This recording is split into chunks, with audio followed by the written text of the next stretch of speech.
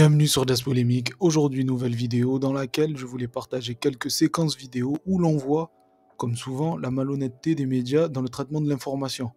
Tout ça a souvent pour but de manipuler les téléspectateurs. Allez, on commence avec Cyril Hanouna, qui a versé des larmes pour la commémoration du 7 octobre. Problème, quand ce sont d'autres victimes, il s'en fiche royalement, comme on a pu le voir au cours de l'année écoulée. Pour le coup, Thomas Guénolé, qui a été recruté pour être le punching ball de gauche, lui a bien fait passer un message subtilement. On ressent tous l'émotion qui irradie de vous. Et je respecte ça. J'aimerais... Enfin, vous connaissez mes origines, vous savez que je suis pro-palestinien par ailleurs. Il se trouve que j'aimerais tellement qu'en France, et ailleurs d'ailleurs, on ne soit pas obligé de choisir nos morts. Moi, c'est surtout ça qui me... Pourquoi on n'arrive pas à pleurer en France aussi bien les morts du 7 octobre que les bientôt 100 000 morts en Palestine? Pourquoi on ne peut pas pleurer les deux? Pour tout vous dire, je ne pense même pas qu'il a capté que ce message était pour lui. Il est tellement déconnecté, ou plutôt tellement en mission pour son maître Bolloré, qu'il ne se rend même pas compte du personnage détestable qu'il est devenu. En particulier pour certaines populations qui composaient une grande part de son audience. Regardez, j'avais énormément de femmes voilées dans mon public. Bah, j'en ai moins. Et ça me dérange. Parce que les femmes voilées sont les bienvenues dans mon public. Je vous le dis, je l'ai toujours dit ici. Premièrement, c'est toi et tes équipes qui avez choisi de ne plus faire apparaître de femmes voilées dans le public. Tout ça, on le sait, c'est pour flatter ou ne pas heurter ton nouveau public composé en majorité d'identitaires d'extrême droite.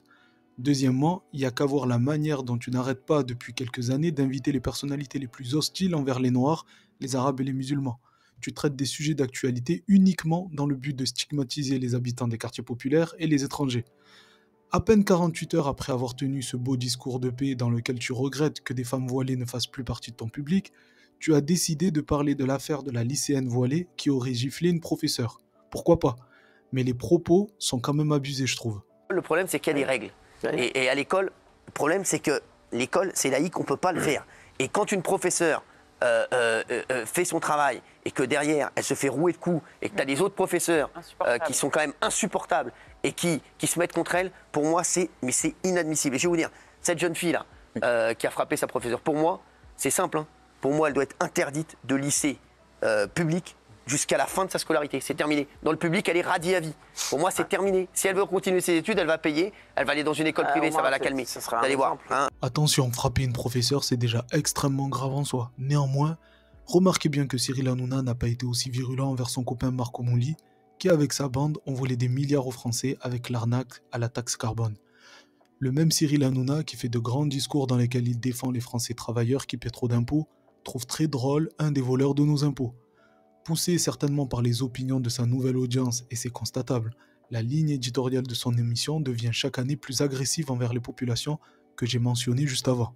À tel point, et je pense qu'en réalité il en a conscience, même ses chroniqueurs sont conseillés par leur entourage de fuir TPMP. Vous avez eu des soucis au quotidien ou pas? Beaucoup. Moi aussi, on m'a dit de plus venir vous voir. Ah ouais? Ah vraiment? Ah ouais. On vous a dit quoi?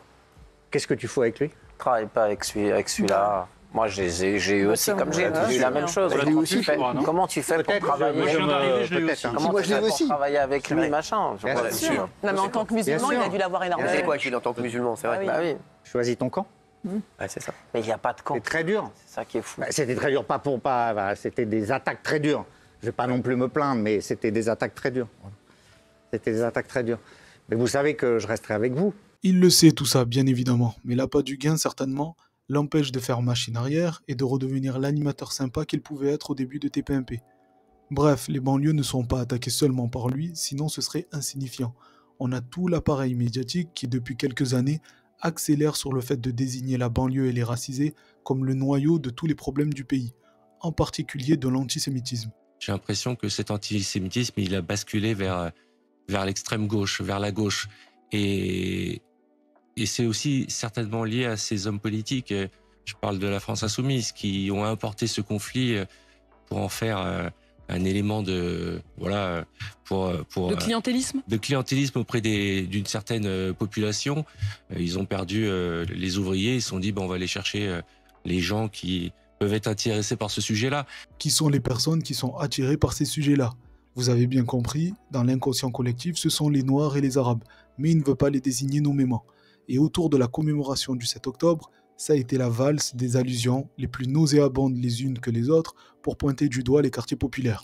Maintenant, je voudrais quand même dire que la France n'est pas un pays antisémite. L'extrême gauche est antisémite derrière un voile diaphane d'antisionisme. De plus en plus grande quand même. C'est une minorité, l'extrême gauche, et une partie de la jeunesse des banlieues qui est gangrénée par la propagande islamiste. Mais on peut le voir, la majorité des braves gens, des braves Français, d'ailleurs, vous avez un parti qui était antisémite, qui est le Front National, et le Rassemblement National qui est issu de ce parti a abandonné l'antisémitisme et aujourd'hui se fait le défenseur des Juifs. La jeunesse des banlieues ne ferait donc pas partie des braves Français. Autant dire que ce sont des Français de papier, ça ira plus vite. Mais surtout, sur quoi s'appuient-ils pour sortir de telles affirmations? C'est très grave.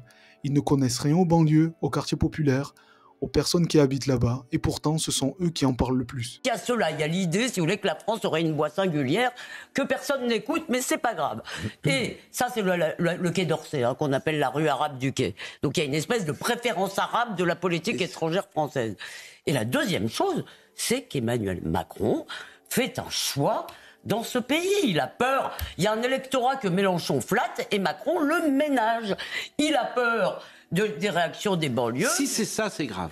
Excusez-moi, si vous voyez... Pardon Pascal, vous n'avez pas donné l'explication de votre édito, mais si j'ai du mal à penser que vous ne seriez pas un tout petit peu d'accord. Si c'est ça, c'est grave. Mais évidemment que c'est grave. S'il y a des Noirs et des Arabes qui regardent cette vidéo, et j'imagine que oui, dites-moi en commentaire si vous ressentez que Macron vous ménage ou vous chouchoute. Il n'y a qu'à regarder ou écouter les 2 derniers ministres de l'Intérieur pour avoir un élément de réponse. Parce que oui, c'est le ministère qui s'occupe le plus des habitants des quartiers populaires. L'éducation nationale, rien. Le logement, transport, travail, rien également. Le ministère de l'Intérieur, avec Darmanin et aujourd'hui Retailleau, est devenu le ministère de la lutte contre l'islam, les banlieues, l'indépendance des Outre-mer et l'antisionisme. L'antisémitisme traditionnel historique de l'ultra-droite est toujours présent. Mais cette mutation a consisté à ajouter à cette dimension historique une dimension nouvelle, propagée par l'islam politique, non mollo, propagée aussi par une idéologie qui avance sous le couvert de l'antisionisme. Mais jamais nous ne tolérerons quoi que ce soit sur l'antisémitisme. Et je le dis ici, au nom du gouvernement, une phrase que chacun devrait se répéter matin, midi et soir. L'antisionisme est une incroyable opportunité parce qu'il donne le droit d'être antisémite au nom de la démocratie. Et ça, jamais, nous ne l'accepterons. Bruno Retailleau a pour volonté, et on le verra lors de la prochaine vidéo, de combattre sérieusement la volonté d'indépendance des ultramarins. Mais pas que. Il veut également combattre l'islam politique, les banlieues et l'antisionisme. Cette volonté assumée qu'il répète dans beaucoup de ses discours donne des ailes, en particulier aux identitaires sionistes, bien évidemment. Le problème en France, c'est que le travail à l'intérieur du pays, on ne l'a pas fait. On est allé s'occuper de Daesh en Syrie, mais par contre, les petits Daesh, les petits Nasrallah et les petits Sinoirs que nous avons ici en France, de cela, nous ne nous sommes pas occupés. Et on peut espérer que M. Retailleau, dans le peu de temps qui lui sera imparti, pourra essayer de s'occuper de tous ces petits Sinoirs qui gangrènent le territoire français aujourd'hui. Attention, il faut avoir un certain décodeur avant d'écouter les propos de Barbara Lefebvre. Parce qu'à partir du moment où tu as une opinion différente de la sienne, tu es Daesh. Tu votes LFI ? Ben, tu es un genre de Daesh, automatiquement. Qu'il puisse y avoir des antisémites et des électeurs antisémites au Rassemblement national, ah bah oui. Mais qu'il y en ait aussi chez les LR, chez les macronistes, chez les socialistes, chez les écologistes. Non mais et surtout chez Mélenchon. Chez les zémouristes, mais qui peut croire, et chez Mélenchon n'en parlons pas, puisqu'aujourd'hui de toute façon je pense que le parti antisémite aujourd'hui c'est la France Insoumise, puisque c'est ceux qui abritent aujourd'hui les assassins des Juifs de France depuis 15 ans. Et si tu manifestes pour les civils palestiniens, t'es un membre du Hamas. Mais si on réfléchit comme ça voudrait dire qu'elle-même est un membre du Mossad. Plus sérieusement, on peut voir dans les médias une facilité, surtout quand on parle du mouvement pro-palestinien à Sciences Po, de qualifier les gens de membres du Hamas.